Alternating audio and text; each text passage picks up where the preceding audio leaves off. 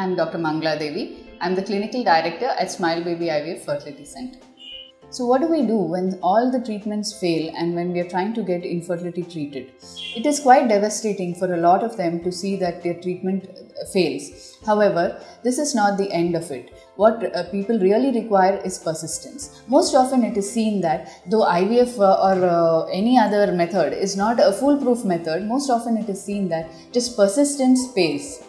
Sometimes it is seen that not all of them have to undergo the same treatment cycle or have to change the treatment cycle. Maybe just needed that they stick with the same treatment cycle and undergo several cycles of the same treatment. For example, a person who is undergoing ovulation induction with clomiphene citrate may fail in one attempt, but however, when these kind of cycles are undergone maybe in several times over, then it seems to succeed. It is seen that a maximum of 3 to 6 cycles can be done of ovulation induction with either clomiphene citrate or letrozole, and most often the success rate is around 60% after the 6th cycle. When do we stop and when do we move to the next step? So when we have already undergone maybe 6 cycles of treatment with ovulation-inducing drugs, then probably we would suggest that you go for the next step or IUI. However, IUI is also not 100% foolproof. It has a success rate of maybe sometimes varying from 8% to 30%.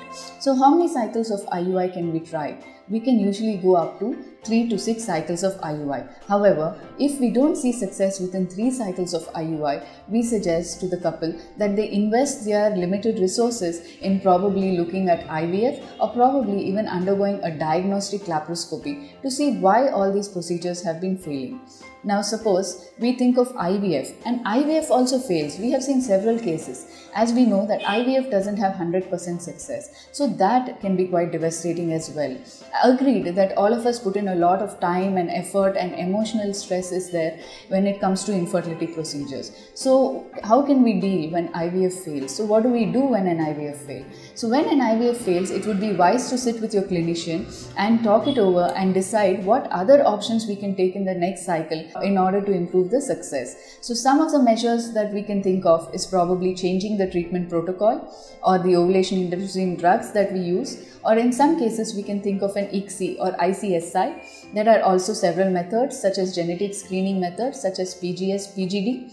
These can be combined with an ERA or endometrial receptivity assay or laser assisted hatching to enable us to get better implantation and better IVF success rates. There have been some cases who have undergone probably 2-3 IVFs, and then what happens if all else fails?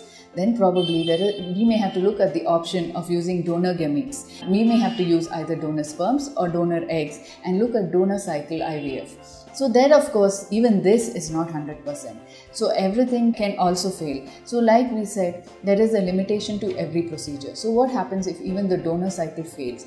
Then I think it would be wise to even consider the noble option of adoption if we cannot go on and on and on trying with IVF. To watch more videos, please subscribe to Doctor's Circle.